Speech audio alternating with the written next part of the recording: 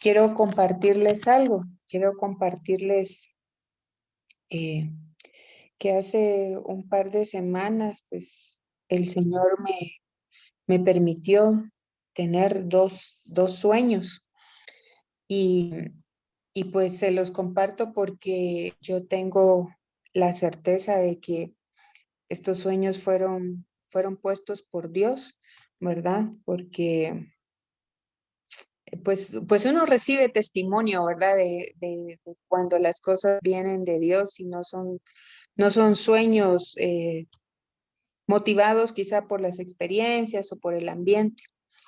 Yo tuve un sueño que yo iba camino a mi trabajo. O sea, eso yo me pasé el desvío por donde tenía que cruzar y de repente yo estaba en vía contraria. Y entonces yo recuerdo que le dije, ay Señor, ¿qué me pasó? Que me desvié. Pero en eso fue como que me enseñaran una salida por donde yo podía ir, ¿verdad? Y yo dije, bueno, me voy a ir por esta salida. Dije yo, pero no me gustaba mucho porque tenía que pasar como unos puentes aéreos. Pero cuando yo empecé a subir los puentes, yo le dije, Señor, en tu nombre, ¿verdad? Y empecé a subir el puente cuando en eso, hermanos, yo voy viendo un gran animal volando.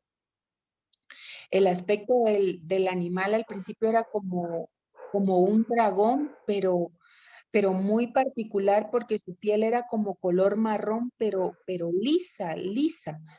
Y tenía unas grandes orejas, pero enormes. Y yo me recuerdo que le vi unas garras bien feas, grandes, fuertes, las garras que yo le miré cuando iba volando. Y yo vi que iba volando como un conglomerado de edificios, de rascacielos, y yo me quedé viendo y yo dije, qué gran animal, dije yo, pero este animal, ¿de dónde salió?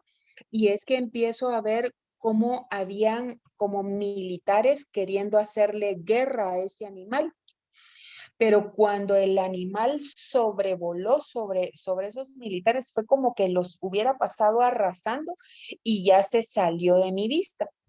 Y cuando se salió de mi vista, yo dije, pero este animal, ¿qué es? Entonces yo oí una voz que me dijo, no es un animal, es un demonio. Y de repente yo lo veo otra vez, pero entonces yo ya lo veo como un dragón, hermanos. Un dragón que miren, tenía unas escamas, una espina dorsal tremenda, terrible, poderosa.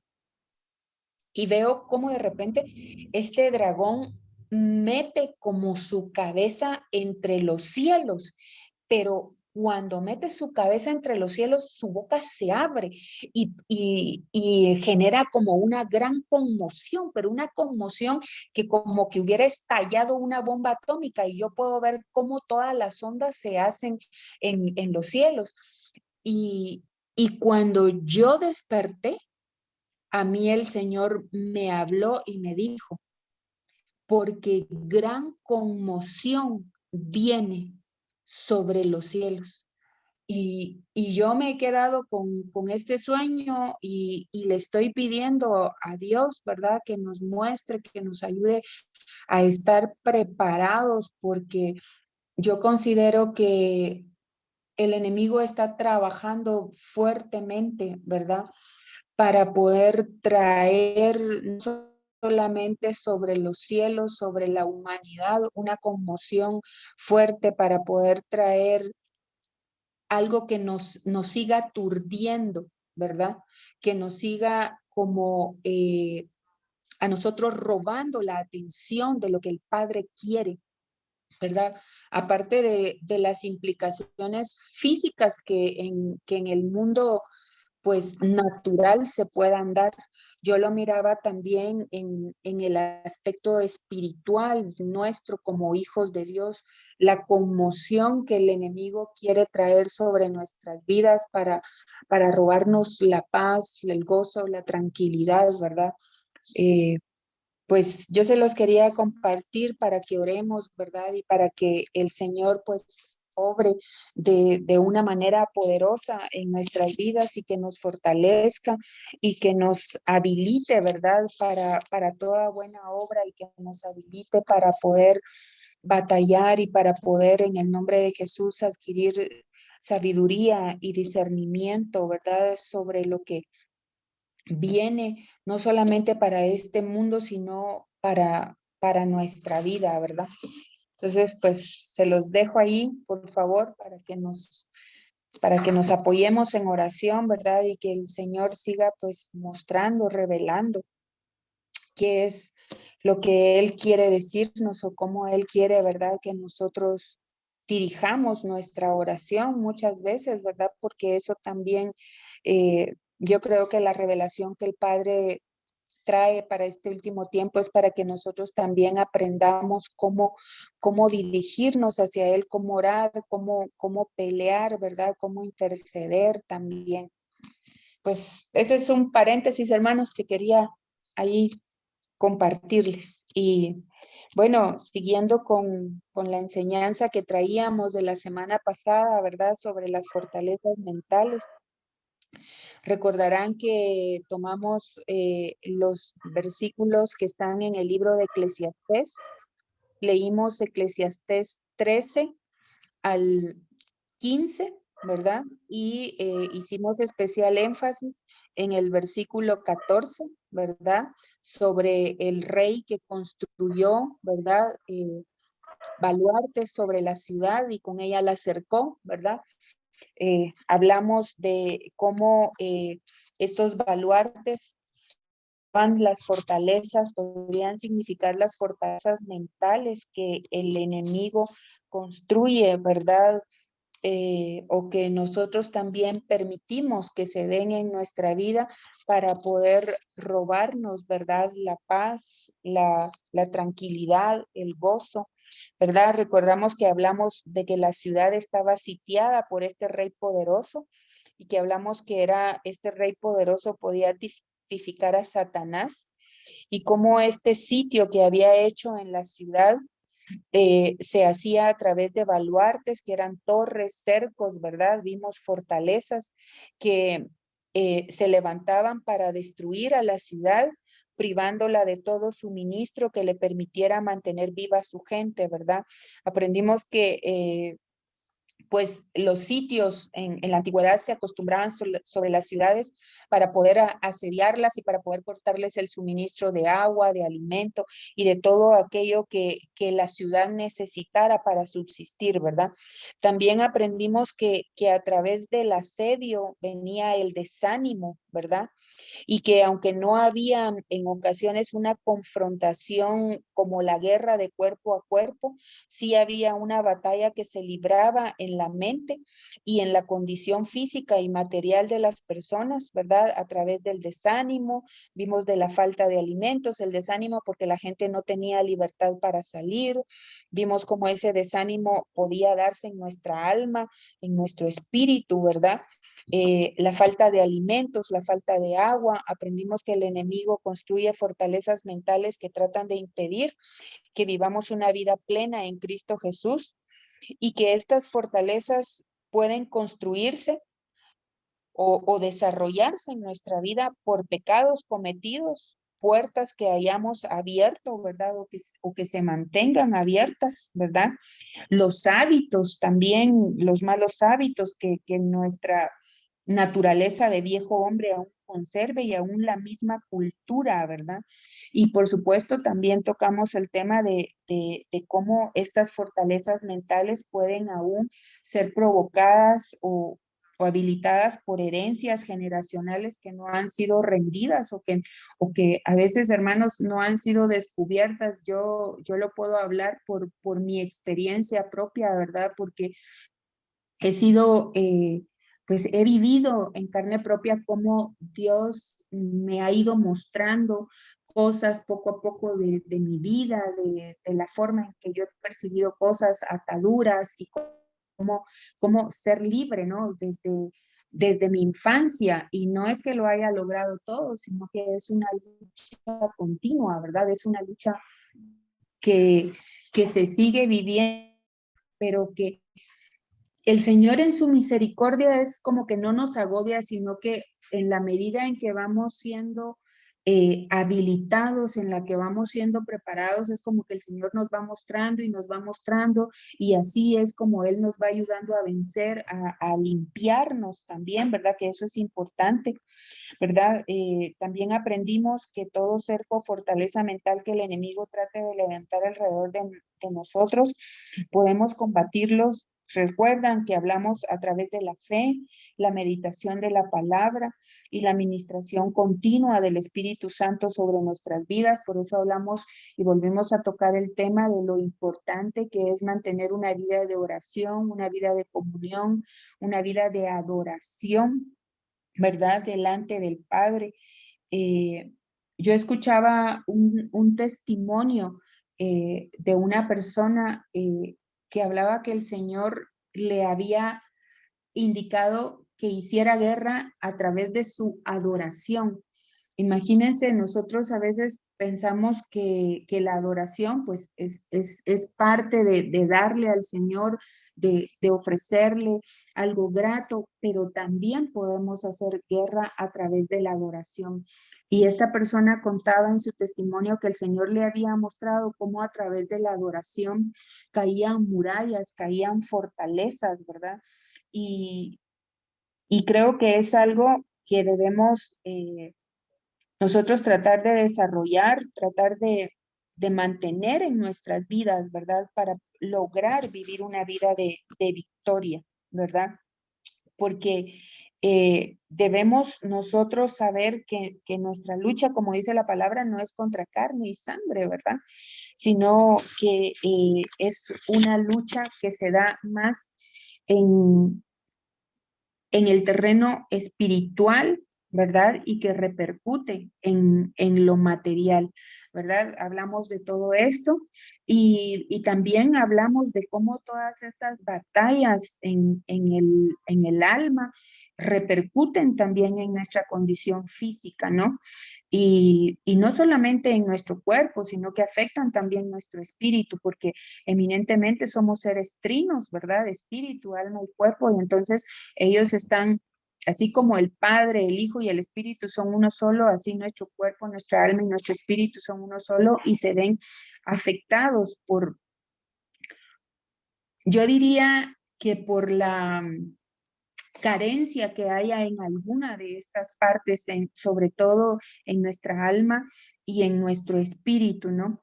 Y es acá donde debemos identificar cada uno de los receptores que están vigentes en nuestra alma a través de situaciones no resueltas, como lo dije, por el pecado, por los malos hábitos que tengamos y cómo debemos en Cristo adquirir, ¿verdad? Nosotros el poder, la autoridad, la sabiduría para poder vencer todo esto que se levanta en contra nuestra. Y, y ahora pues yo quiero llevarlos porque recuerdan que dejamos el versículo 15 de Eclesiastés 9:15, donde nos hablaba que en esta ciudad se hallaba un hombre pobre y sabio, y él con su sabiduría libró la ciudad, ¿verdad? Y sin embargo, nadie se acordó de aquel hombre, dice este versículo. Y a mí me llamó mucho la atención esto porque si bien enfatiza la sabiduría, yo le empecé pues a cuestionarme quién podría ser ese hombre, ¿no? ¿Quién? Y empecé pues a investigar un poco y me di cuenta que este versículo hace énfasis en dos características sobre aquel hombre.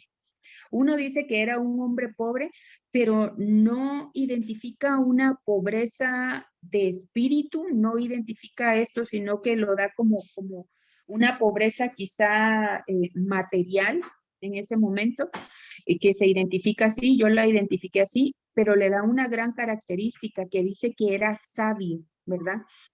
Y refiere con esta última a la sabiduría, que con esa sabiduría de él había librado a la ciudad. Y aunque el énfasis nosotros podemos hacerlo en la palabra sabiduría, yo quiero ahora enfocarme en ese hombre, ¿verdad? Antes de seguir en sí con la sabiduría, porque tenemos que aprender de dónde viene la fuente de la sabiduría, ¿verdad? Y yo al estar leyendo, inquiriendo en la palabra, pues creo que este versículo nos está hablando de que este hombre tipifica al Señor Jesucristo. Para mí, estos versículos que Salomón escribió, a mí me hacen ver como una parábola sobre lo que Jesucristo hace en la vida nuestra, ¿no?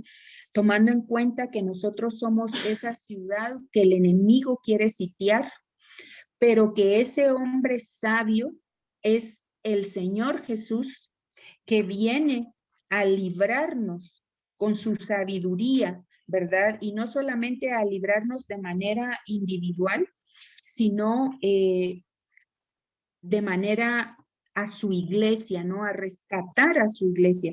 Y estamos hablando, cuando se refiere a esta sabiduría, yo encontré que no se hablaba de una sabiduría mundana, de una sabiduría racional, sino se habla en este versículo de una sabiduría celestial, de una sabiduría divina, capaz de traspasar y vencer todos los obstáculos que este rey que sitia la ciudad con su crueldad, ¿verdad? Viene esta sabiduría de este hombre a poder vencer el asedio y librar la ciudad, ¿verdad? Vimos que el rey tipifica a Satanás, este rey poderoso que viene a sitiar la ciudad, es Satanás, el que viene a sitiar al creyente con su crueldad, ¿verdad? A través de su ayudante, que es el pecado, ¿verdad? El asedio o sitio, recordemos que puede encarcelarnos, ¿verdad? Y a la vez devorarnos, de modo que uno ya no pueda pensar en los verdaderos valores y principios que están reflejados en la Biblia, la palabra de Dios, ¿verdad? Y menos ponerlos en acción. Aprendimos que a través del desánimo, el desánimo lo que viene es a robar la fuerza, la energía, la capacidad de incluso de pensar cuerdamente y menos de pensar en una forma guiada a través del Espíritu Santo, ¿verdad? Entonces, vemos que en Juan 12:31, el mismo Jesús llama a Satanás, el diablo, el príncipe de este mundo, ¿verdad? Y Juan 12:31 dice, ya está aquí el juicio de este mundo. Ahora el príncipe de este mundo será echado fuera, ¿verdad? Nos refiere a Satanás como el príncipe de este mundo, ¿verdad? Y vemos que el versículo anterior habla sobre el rey fuerte también, ¿no? Sobre este rey malvado que viene a sitiar la ciudad.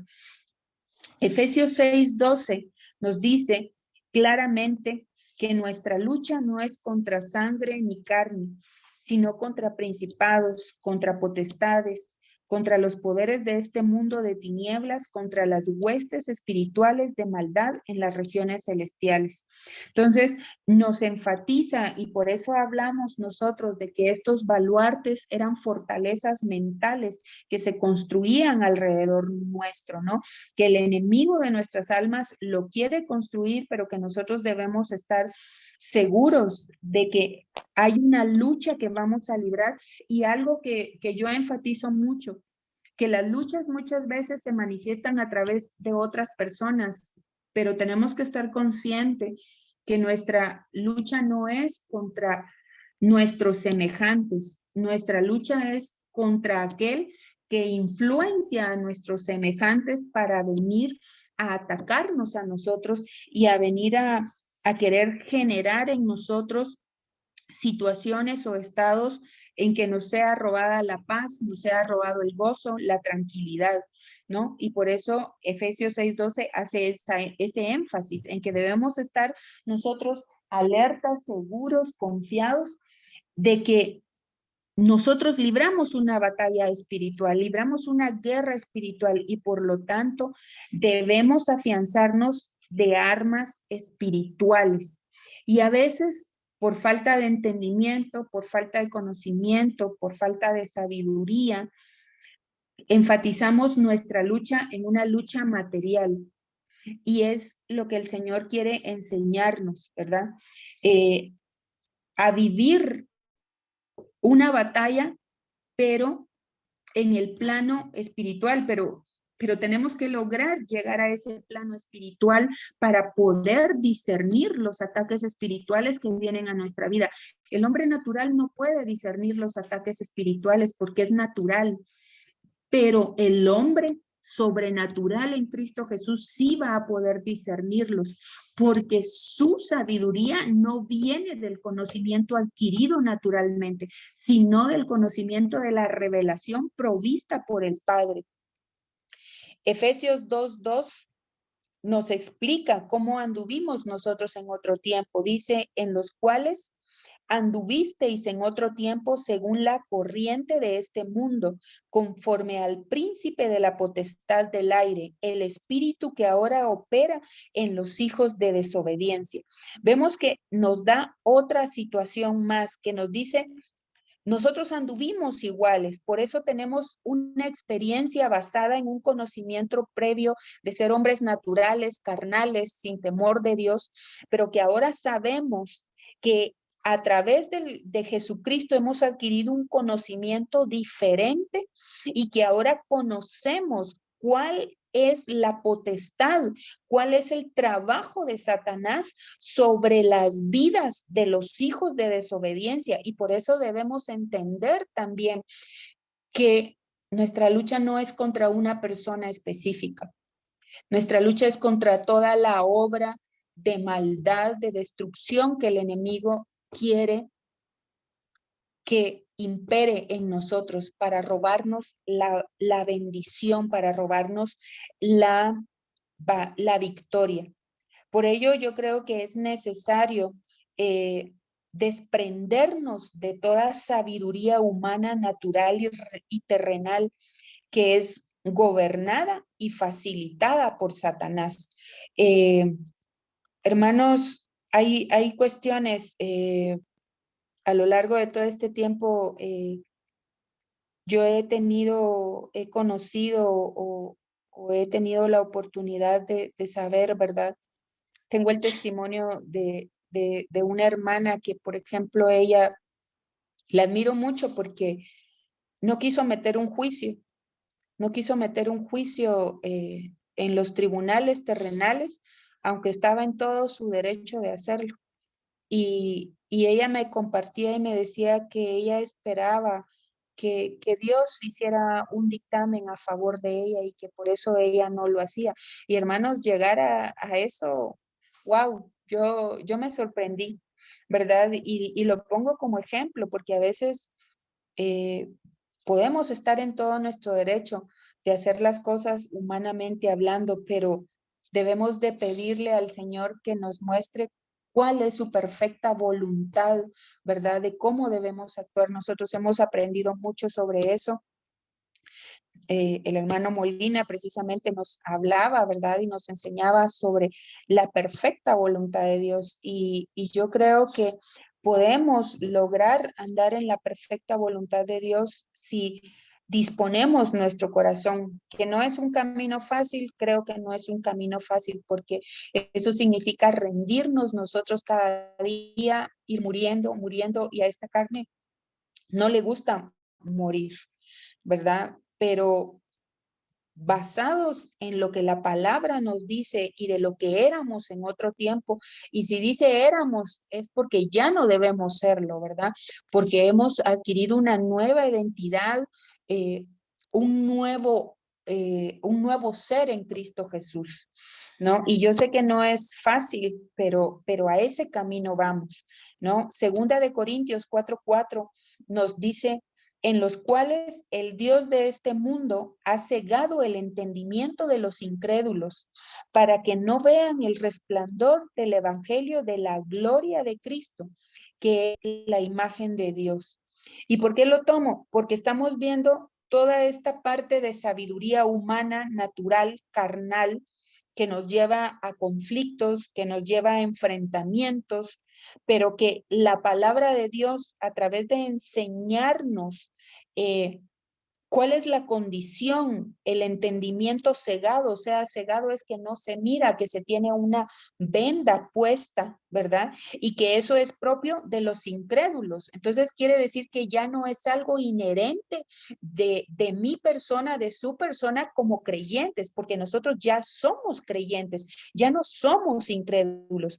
Entonces, debemos desechar ese entendimiento cegado por la sabiduría humana y permitir que el resplandor de la luz del Evangelio de Cristo Jesús, su gloria misma, sea lo que nosotros nos pueda iluminar y nos pueda hacer ver en medio de las tinieblas, traer luz. Se recordarán ustedes que vimos un pasaje que a mí me gustó mucho. Vamos a ver si lo logro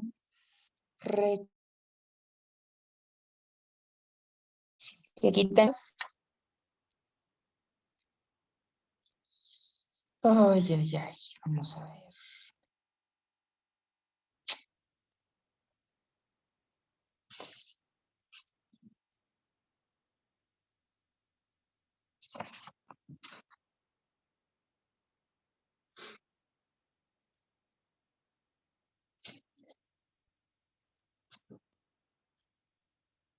No lo encuentro, mis hermanos, pero lo voy a encontrar, me voy a acordar y se los voy a proporcionar. Pero habla de que la luz de Cristo va a alumbrar en nuestros corazones y entonces se va a poner de manifiesto todo lo que allí hay, ¿verdad? Y eso es lo que el Padre quiere hacer, ¿verdad? Que la luz de Cristo ponga de manifiesto todo lo que hay en nosotros para destruir toda fortaleza mental y para solidificar todo aquello que el Padre ha puesto en nosotros, ¿verdad? Entonces, yo creo que debemos nosotros ser alumbrados, como estamos hablando, con la luz de Cristo y adquirir la nueva mentalidad que en Él nos ha sido prometida, porque la palabra dice, ¿verdad? Que pasamos de muerte a vida, pasamos de tinieblas a luz, ¿verdad? Entonces, ahora nuestros ojos son capaces de ver, pero no solo con la habilidad natural, sino que estamos hablando de la habilidad sobrenatural. O sea, el Padre abre nuestros ojos espirituales y ahora podemos ver, dimensionar lo que se está moviendo en el mundo espiritual y lo que se está moviendo alrededor de las personas que están con nosotros, mis amados hermanos, que eso es algo muy importante también. A veces nosotros nos enfocamos en nosotros, en nosotros, en nosotros. Y somos yo, puro yo. Pero el Padre también quiere que nosotros miremos alrededor para ver qué de todo, de todas las personas que están alrededor nuestro, podamos ver y con la habilidad sobrenatural, con el discernimiento que trae, ver cómo las actitudes, las acciones de los demás también están afectando el entorno en el que nosotros estamos viviendo y cómo debemos pedir la revelación del Padre para actuar específicamente, ¿verdad?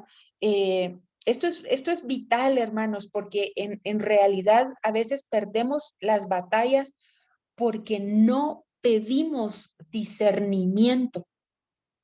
Nos enfrascamos a veces en nuestra propia opinión, en lo que nosotros creemos y muchas veces lo que nosotros creemos no es precisamente lo que está sucediendo en el mundo espiritual. Y esto solo puede venir a través de una revelación, solo puede ser revelado a través de una experiencia vívida del Padre hacia nosotros, manifestándonos qué es lo que se está moviendo. Y en función de lo que se mueva, nosotros vamos a obtener dirección para poder actuar, para poder orar, para poder reprender. Yo a veces lo he experimentado en mi propia vida. Creo que cuando empiezo a querer hacer las cosas con el conocimiento humano, empiezo como a dar golpes al aire, golpes al aire y no son certeros. Pero cuando yo dispongo no tomar mi razonamiento humano y someterme a la humillación, a través de la humillación delante del Padre, yo he podido ver cómo, cómo Dios me da estrategias que son muy contrarias a lo que el mundo da, pero que esas estrategias traen unos resultados que yo después digo, ¿y esto qué? ¿Y por qué sucedió? Y entonces es como que el Padre me enseñara, porque cambiaste esta forma de actuar por esta, porque me obedeciste haciendo. Miren, hermanos, eso yo le doy tanto gracias al Padre porque siempre lo he tomado así como mi Padre desde chiquita, como mi guianza, aún sin tener un conocimiento como adquirido a través de estos años, que no es que sea mucho, pero uno ha aprendido muchas cosas que antes yo no sabía. A mí de pequeña, yo me recuerdo que yo sentía una presencia preciosa y yo empezaba a llorar, pero yo lloraba, pero lloraba con alegría. Y yo les estoy hablando que yo tenía quizá 8 años y yo lo tengo tan presente porque mi mamá Chonita en su ignorancia en ese entonces me decía es que la Virgen María te está visitando. Y yo ahora entiendo que era el Espíritu Santo de Dios porque conocía mi necesidad, conocía esa edad, lo que yo sentía, lo que yo pensaba.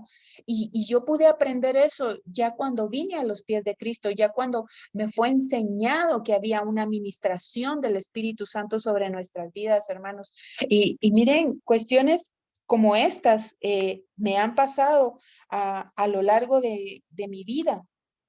Y para mí ha sido una experiencia bien hermosa porque he visto el cuidado de Dios, porque desde que yo recibí al Señor, lo tomé como mi padre, porque tenía tanta necesidad de tener un padre que yo lo tomé así y pude ver cómo él me enseñaba y me corregía. Y no es que todo el tiempo haya sido obediente, porque no, porque también he sido hija rebelde, ¿verdad?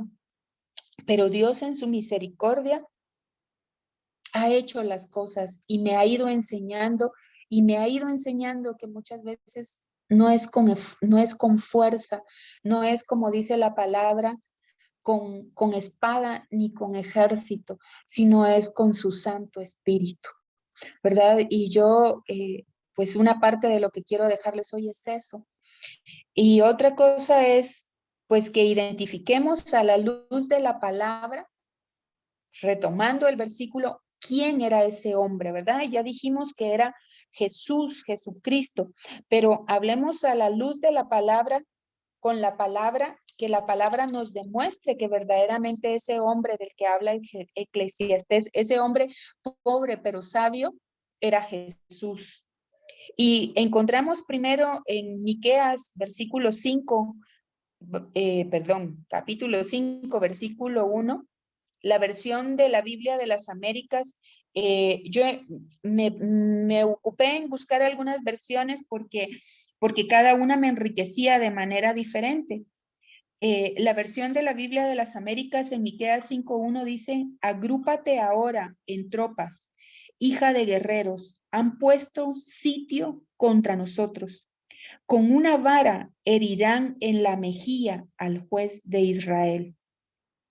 Y vemos cómo aquí nuevamente Miqueas nos hace referencia a la ciudad, al sitio, y nos habla de este varón, de este juez de Israel al cual herirán.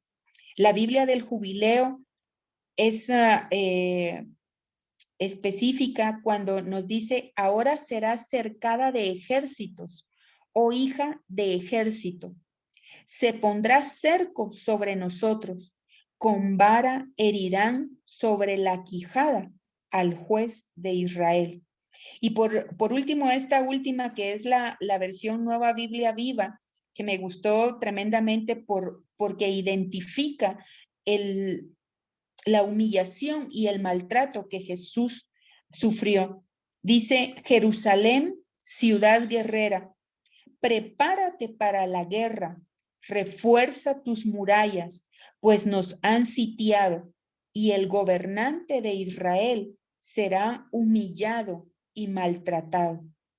Vemos cómo Miqueas hace referencia proféticamente a la humillación, al maltrato, al oprobio que iba a recibir Jesucristo, aun cuando Él era el juez de Israel, aun cuando Él era el gobernante, porque nosotros sabemos y la Biblia nos enseña, ¿verdad?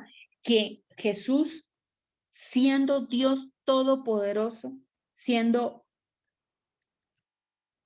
la culminación perfecta de toda obra, se hizo siervo, ¿verdad? Para poder venir a este mundo. Y eso lo encontramos en Filipenses, capítulo 2, versículos 6 al 8. Nos habla aquí de la pobreza de Jesús, tipificándolo de la manera como el mundo lo podía ver, ¿no? Y no como nosotros lo vemos en Cristo Jesús.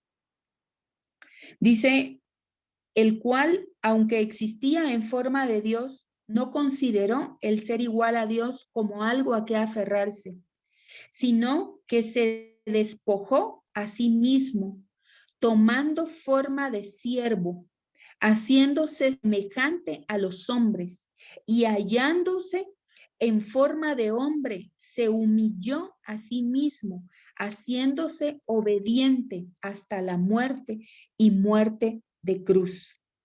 Qué tremendo, hermanos. Él se despojó de toda su deidad y se hizo nada, se hizo siervo, no se hizo un comerciante rico, no se hizo un rey poderoso, no, él se hizo siervo, carente, desposeído de todo bien material, para poder venir y ofrecerse en sacrificio vivo por nosotros. Segunda de Corintios 8:9 nos dice: porque conocéis la gracia de nuestro Señor Jesucristo, que siendo rico, sin embargo, por amor a vosotros, se hizo pobre, para que vosotros, por medio de su pobreza, llegarais a ser ricos. Entonces, nos vuelve a hablar de una pobreza aquí material, de una pobreza física, pero nosotros sabemos que ahora la riqueza que nosotros hemos adquirido es una riqueza que va en lo sobrenatural, aunque pueden haber riquezas materiales también. Yo no me aparto de eso y creo que es así. Pero creo que nuestro énfasis no debe estar en lo material, sino en la riqueza espiritual que podemos llegar a recibir del Padre, la plenitud de vida que Él quiere que nosotros vivamos como coherederos en Cristo Jesús, como herederos, como hijos del Padre, ¿verdad? Y en cuanto a la sabiduría de Jesucristo, en Colosenses 2:3 nos dice: en quien están escondidos todos los tesoros de la sabiduría y del conocimiento. Imagínense, mis amados hermanos, todos, no dice algunos, no dice unos cuantos, no dice la sabiduría, sino que especifica, nos pone el adjetivo calificativo. Todos, absolutamente todos los tesoros de la sabiduría y del conocimiento están en Cristo Jesús.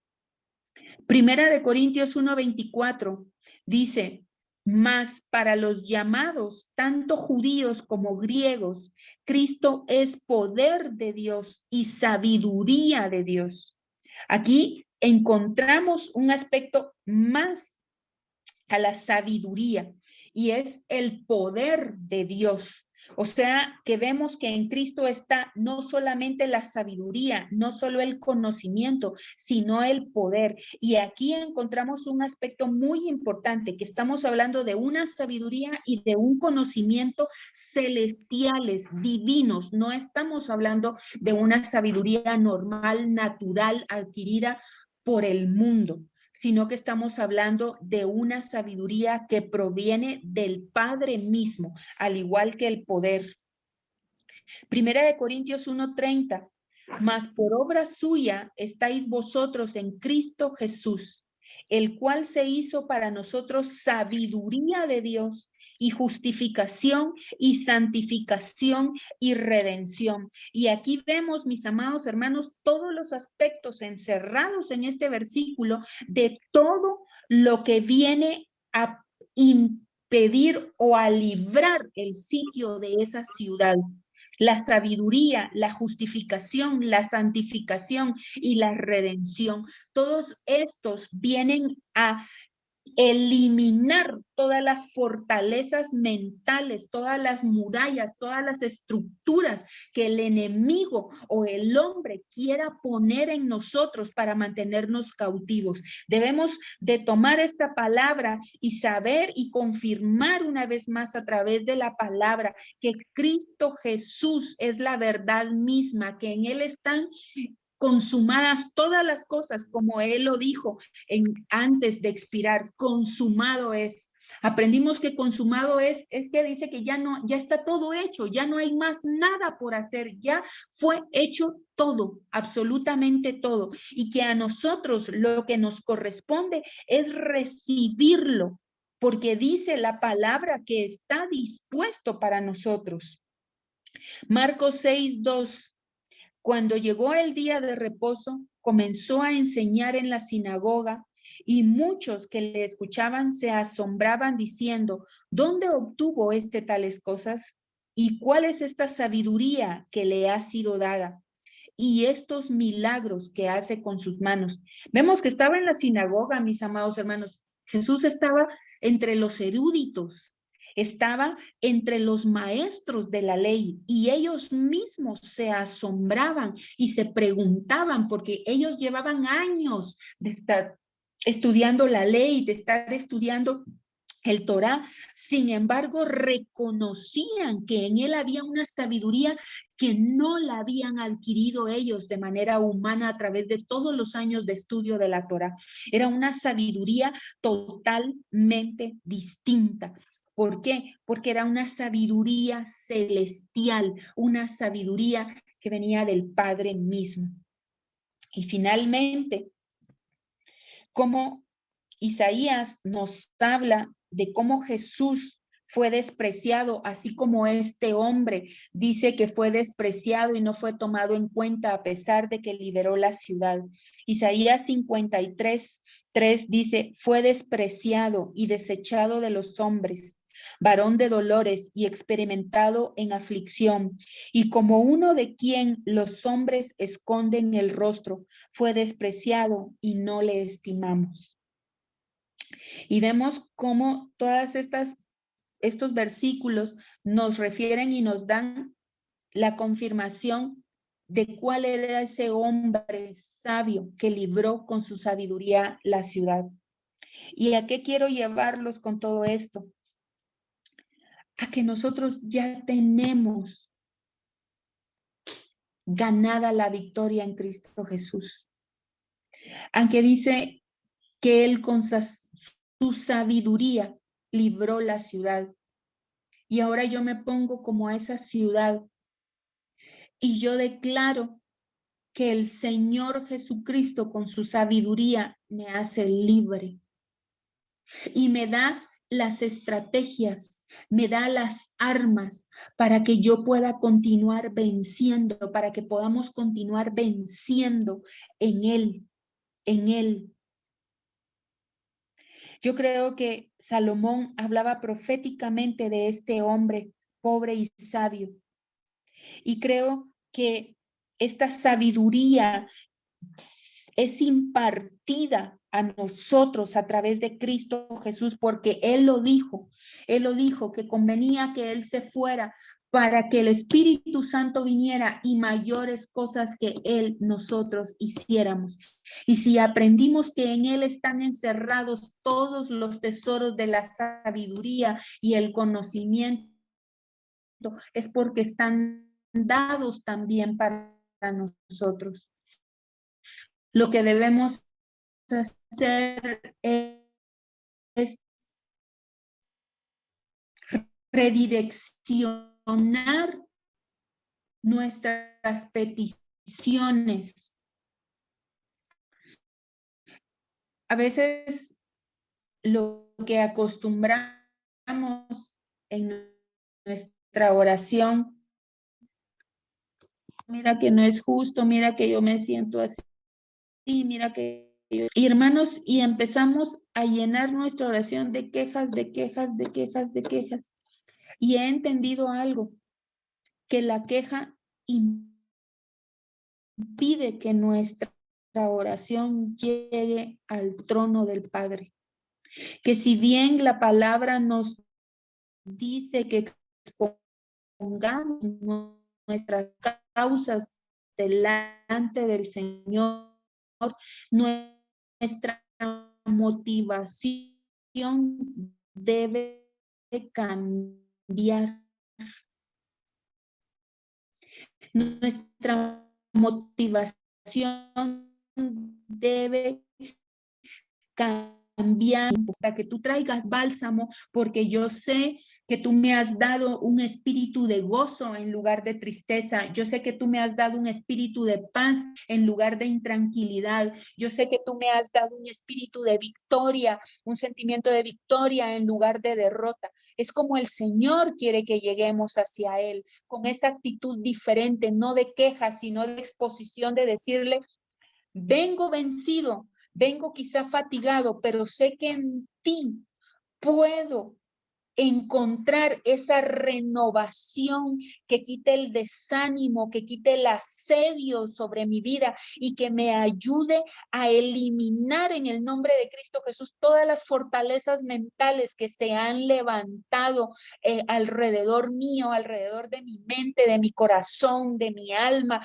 para robarme la paz, para robarme el gozo, para robarme la tranquilidad, para robarme la esperanza, porque eso es lo que viene a hacer el enemigo, robarnos, a robarnos. La misma palabra nos lo enseña. Y el Padre quiere devolvernos, quiere restituirnos y dice que ya en Cristo está hecho, porque ya Él nos justificó, ya Él nos redimió, ya Él nos santificó. Entonces, por tanto, ahora lo que nos corresponde a nosotros es arrebatar en su nombre, creyendo con toda firmeza que vamos a ser más que vencedores, porque Él nos amó primero, porque su palabra dice que Él nos ha dado la victoria desde ya y debemos de cobrar ese ánimo, esa fuerza, ese vigor para que el Espíritu Santo venga a recubrirnos a nosotros y pasemos de ser, perdónenme que lo que voy a decir, pero como aquellos perritos que salen maullando, wow, porque les pegaron una patada. No, el Señor quiere que nos sobrepongamos. El Señor quiere que agarremos fuerzas como las del búfalo, pero solo las podemos adquirir si vamos a la fuente misma de esa fortaleza, de esa fuerza que es Él. No perdamos nuestro tiempo batallando con las circunstancias, con las personas alrededor. Enfoquémonos, mis amados hermanos, porque el enemigo lo que quiere es distraernos. El enemigo lo que quiere es desenfocarnos y debemos de vivir una vida con una visión firme que no vaya para los lados ni para atrás, sino al frente, en pos de nuestro galardón. Gloria a Dios. Y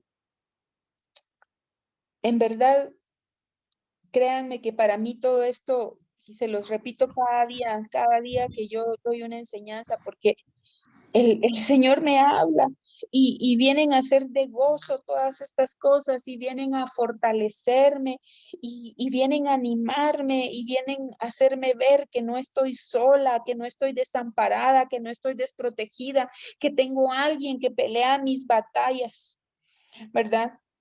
Y quiero terminar con el versículo que está en Primera de Juan 3:8 y voy a leer dos traducciones porque ambas me gustaron mucho y me impactaron. Dice la Nueva Traducción Viviente: sin embargo, cuando alguien sigue pecando, demuestra que pertenece al diablo, el cual peca desde el principio. Pero el Hijo de Dios vino para destruir las obras del diablo. Y la Nueva Versión Internacional dice, el que practica el pecado es del diablo porque el diablo ha estado pecando desde el principio. Y yo no me hago énfasis en esto, sino en la segunda parte de este versículo, que dice, el Hijo de Dios fue enviado precisamente. Miren, me impactó tanto ver esta palabra precisamente, porque la palabra precisamente quiere decir con precisión, con exactitud, sin error alguno, sin desviación alguna. Fue al punto cabal para destruir las obras del diablo. Entonces, para eso fue mandado el Hijo de Dios, para destruir toda obra que Satanás quiera levantar alrededor nuestro. Y debemos apropiarnos de esa palabra y conforme esa palabra ponernos delante de la presencia del Altísimo, poner nuestra causa delante de Él, siempre con un corazón agradecido, con un corazón dispuesto. Yo sé que cuesta dar gracias en medio de las pruebas y en medio de las luchas. Yo misma se lo he dicho al Señor, Señor, hoy no sé cómo darte gracias porque no me siento, pero cuando empiezo a ver que me ha dado la vida, cuando empiezo a ver que me ha perdonado mis faltas, cuando empiezo a ver, entonces empiezo a decirle, perdóname, Señor, porque sí tengo por qué darte gracias, sí. Sí, hay mucho por qué darte gracias todos los días, en medio de cualquier situación adversa que estemos pasando. Y yo los invito, mis amados hermanos, que nos aferremos de esta palabra, que creamos que ese hombre sabio vino a rescatarnos, que Jesucristo vino a hacer la obra, que lo hagamos propio. Pero al hacerlo propio me refiero a que pueda manifestarse en nuestro día a día, en las luchas, en las batallas, para que podamos ser más que vencedores en Él. Importa mucho la actitud con la que asumamos nuestras batallas delante del Padre. Así Él va a mandar refuerzos para apoyarnos, para ministrarnos, para consolarnos, mis amados hermanos. Que el Señor les bendiga y pues dejo abierto ahí el tiempo para quien quiera aportar más. Yo sé que esto tiene mucho más que dar y así que está el tiempo para ustedes, mis amados hermanos.